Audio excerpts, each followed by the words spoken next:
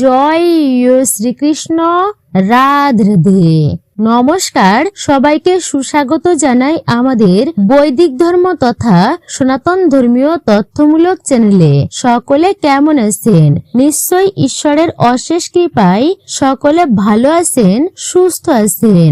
পবিত্র পূর্ণ জ্যৈষ্ঠ মাস, বলা হয়েছে বাংলা বর্ষের দ্বিতীয়তম মাস হচ্ছে এই জ্যৈষ্ঠ মাস, যা প্রচন্ড গরমের সময় এই জ্যৈষ্ঠ মাস অত্যন্তই পূর্ণ ও পবিত্রতম মাস বলা হয়েছে এই জ্যৈষ্ঠ মাসকে। আপনারা এই পবিত্র পূর্ণ জ্যৈষ্ঠ মাসে ভুল করেও কিন্তু খাবেন না এই বিশেষ খাবারগুলি। এবং কোন খাবারগুলো আপনারা এই মাসে খেতে পারবেন, মানে জ্যৈষ্ঠ মাসে আপনি গ্রহণ করতে পারবেন, কোন কাজগুলি এই জ্যৈষ্ঠ মাসে আপনি এড়িয়ে চলবেন, এবং এই মাসে কোন কাজগুলো করলে আপনার জীবনে সৌভাগ্যের উদয় হবে, এই সমস্ত বিষয়ে আমরা আজকের ভিডিওতে আপনাকে জানাবো। তাই ভিডিওটি কিন্তু আপনারা অবশ্যই সম্পূর্ণই দেখবেন। খুবই গুরুত্বপূর্ণ আজকের ভিডিওটি শুরু থেকে শেষ পর্যন্ত ভক্তি ও শ্রদ্ধা সহকারে শ্রবণ করে থাকলে ভিডিওতে একটি লাইক করবেন, আর কমেন্টে আপনারা অবশ্যই জয় শ্রীকৃষ্ণের জয়, জয় শ্রী বিষ্ণুর জয়, হর হর মহাদেব বা আপনার গুরুদেবের নামটি একটি বারের জন্য হলেও অবশ্যই লিখে জানাবেন।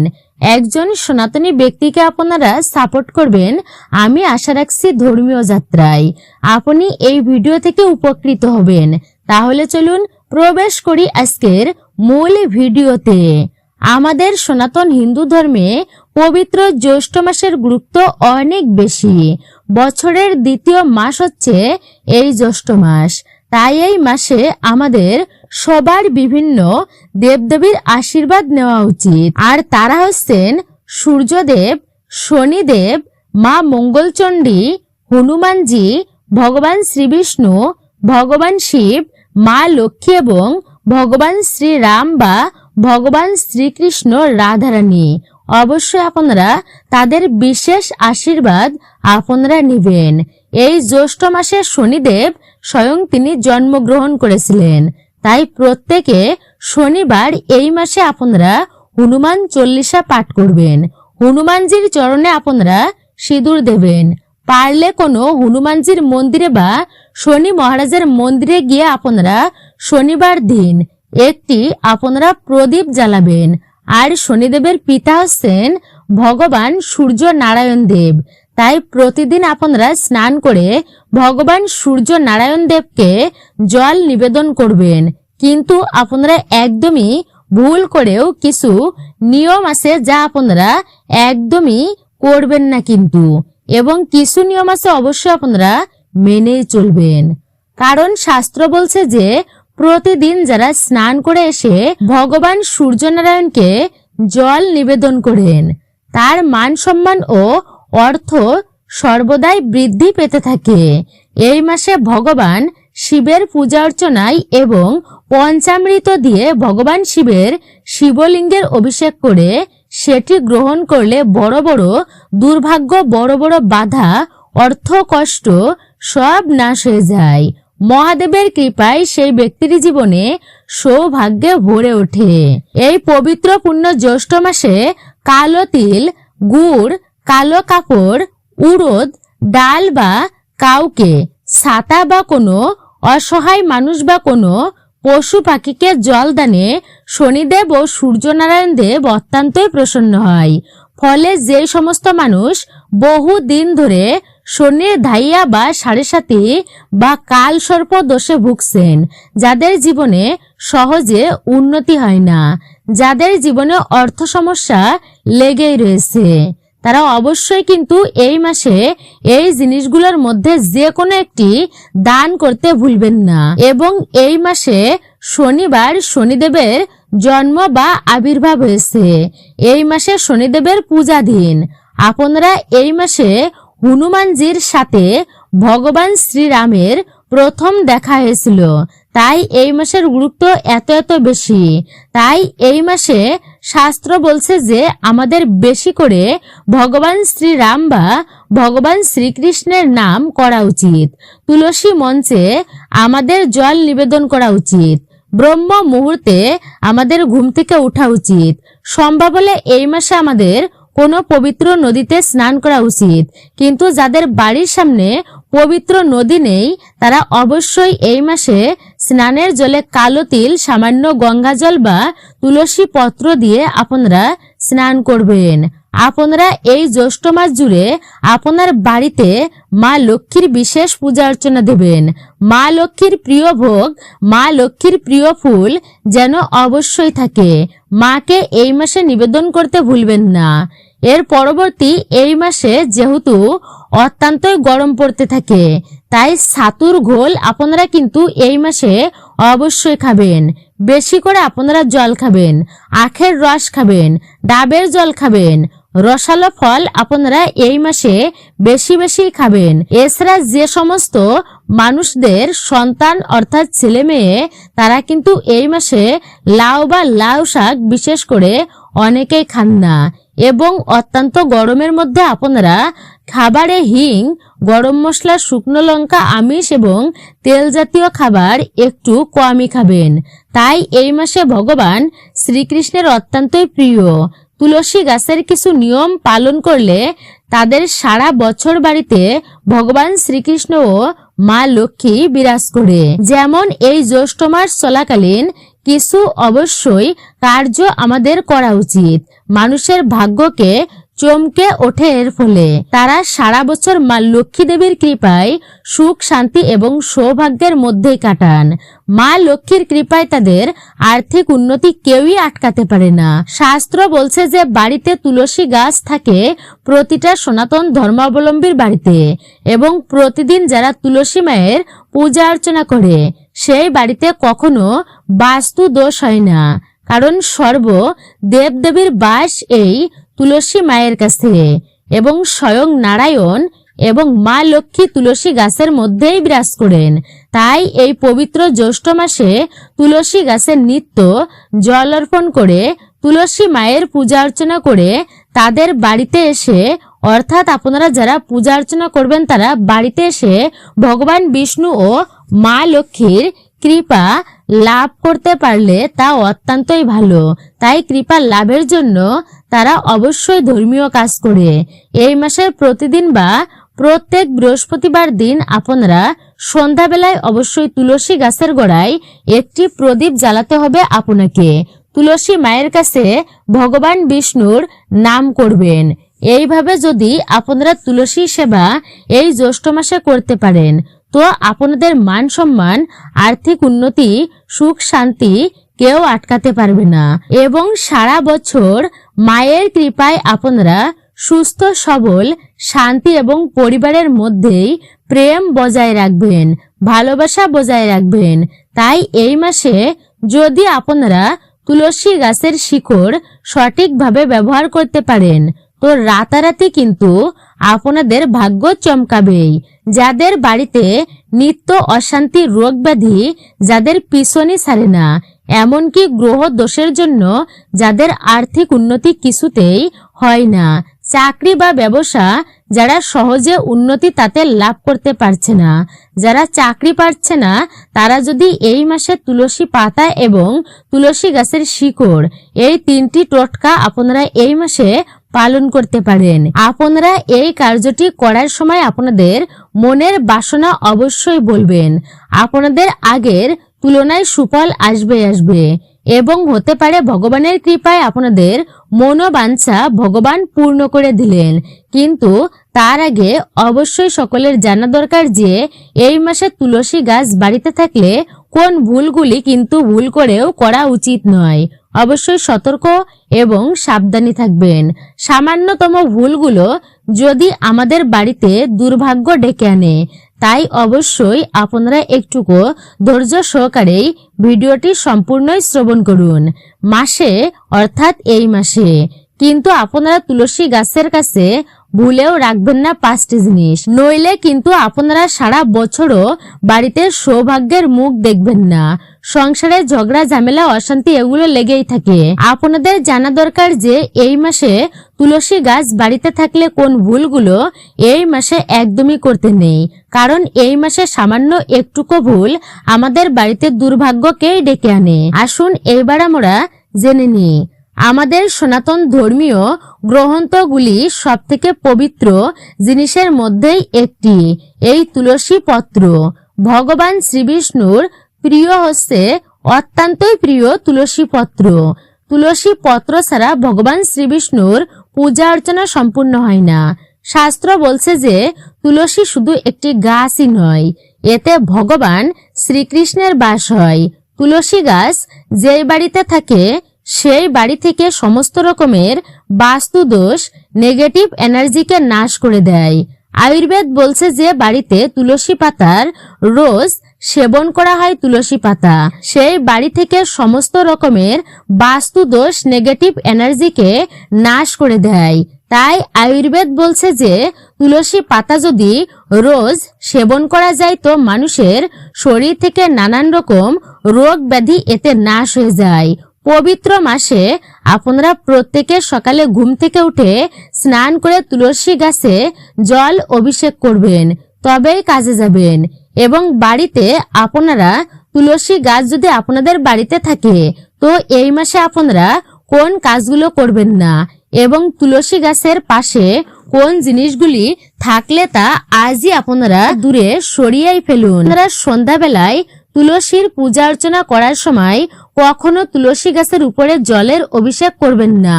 তুলসী গাছের গোড়ায় কিন্তু আপনারা জল নিবেদন করবেন এবং তুলসী পত্র আপনারা চয়ন করবেন। তুলসী পত্র চয়ন করার সময় অবশ্যই কিন্তু আপনারা তুলসী মায়ের কাছে ভগবান শ্রীহরি বিষ্ণুর কাছে অনুমতি নিয়েই তবেই কিন্তু আপনারা তুলসী পত্র চয়ন করবেন। এবং তুলসী পত্র কিন্তু আপনারা কখনোই নখ দিয়ে ছিঁড়বেন না।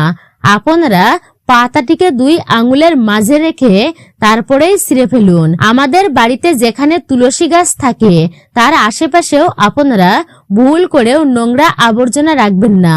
আমাদের রাখা একদমই উচিত নয়।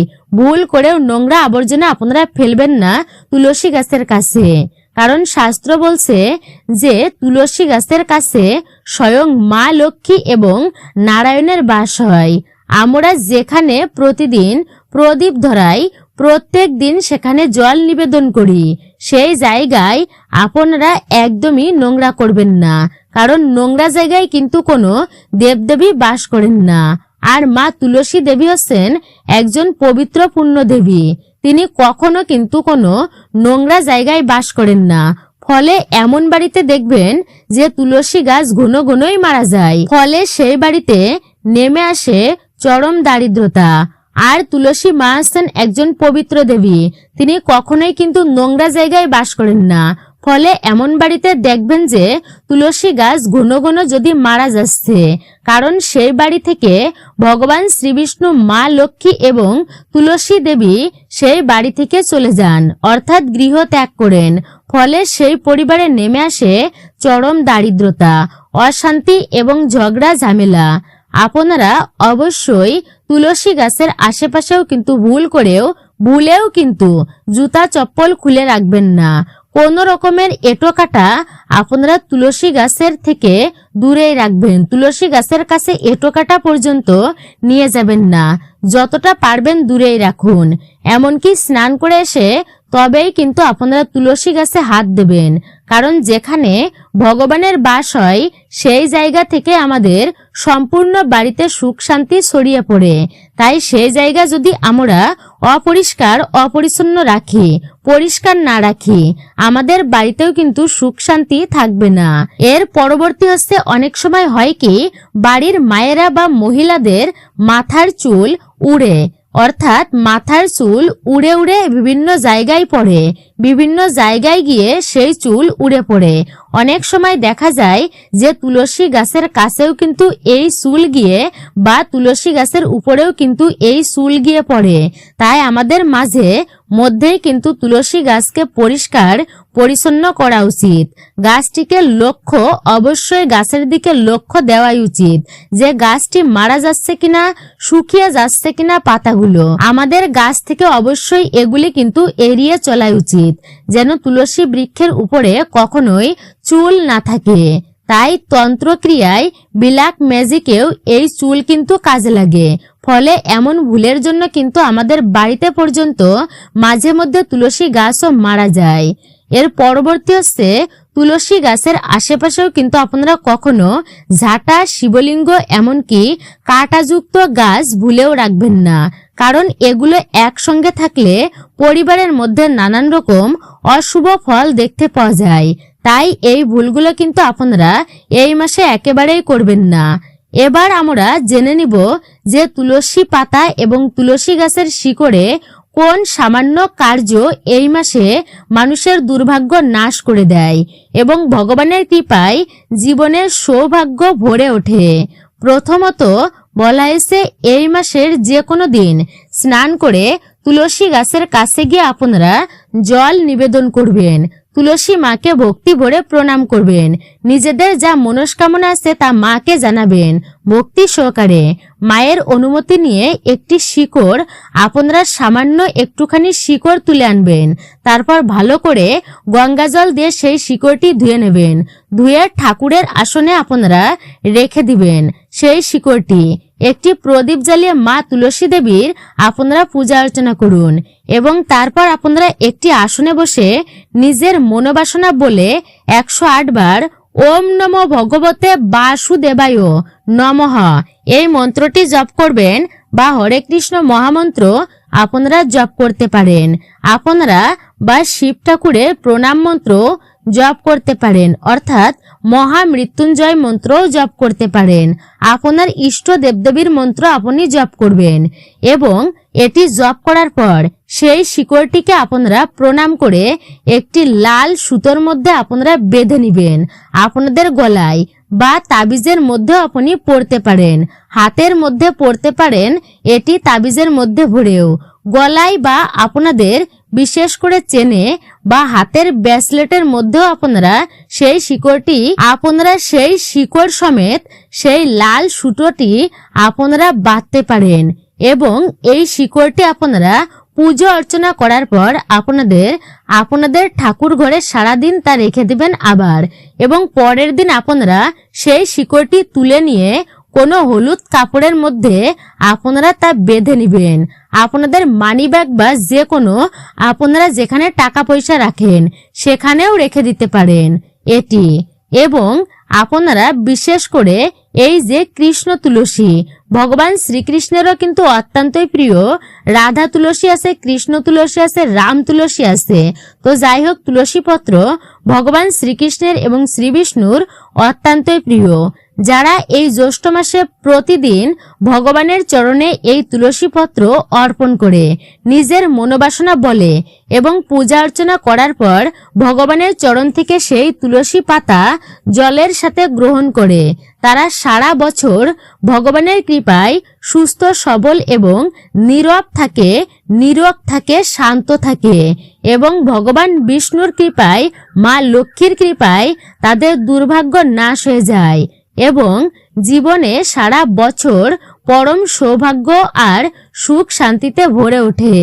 আমাদের সনাতন হিন্দু ধর্মের অনুসারে মানুষ তার কর্মের ফল অনুসারে স্বর্গ বা নরক যন্ত্রণা ভোগ করে কর্ম অনুযায়ী, কিন্তু কিছু কিছু ধর্মগ্রন্থ অনুসারে যে মনুষ্য অধিক পাপ করে সে স্বর্গ বা নরক না পেয়ে কিছু সময়ের জন্য প্রেত যোনি ভোগ করে।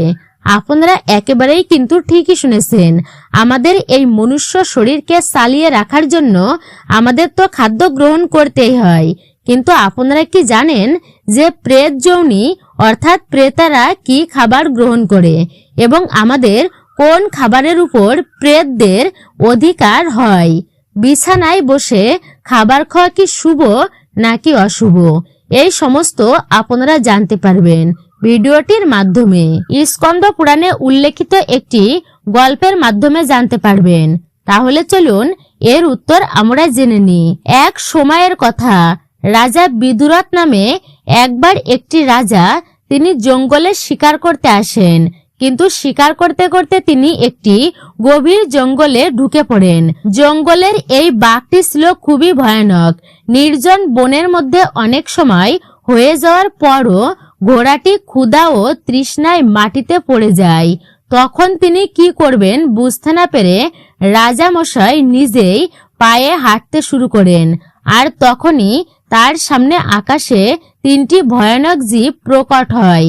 এই দেখে রাজা ভয়ে কাঁপতে শুরু করে আর ভয়ে ভয়ে তাদের জিজ্ঞাসা করে, কে গো তোমরা?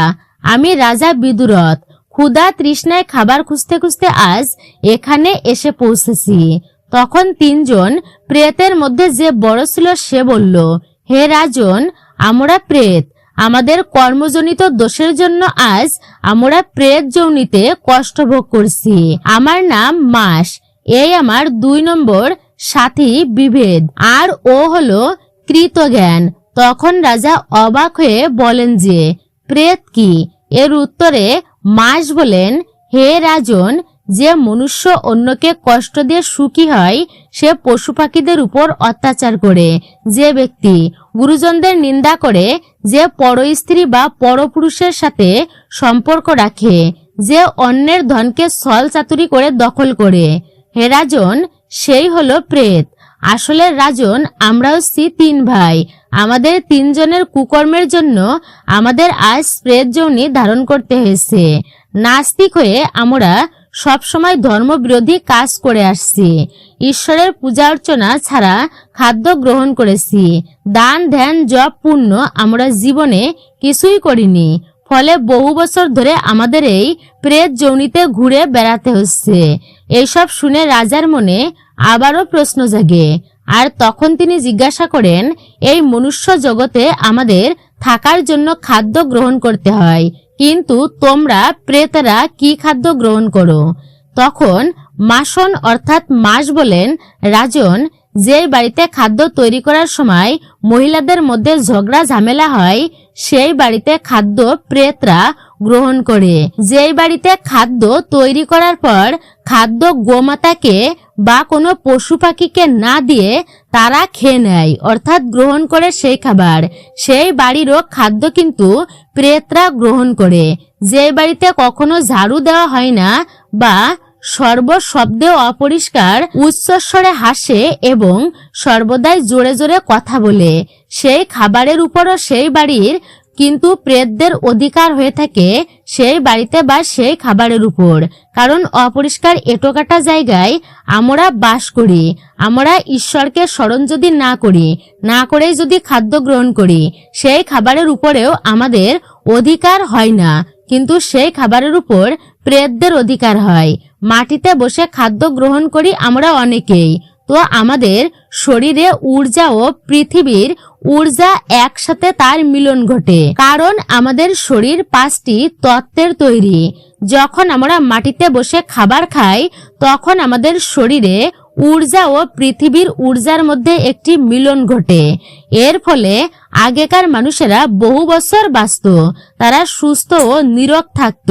কিন্তু বর্তমানে মানুষ প্রকৃতি থেকে ধীরে ধীরে দূরেই চলে যাচ্ছে, আর এর ফলে তাদের জীবনে সমস্যা নেমেই আসে।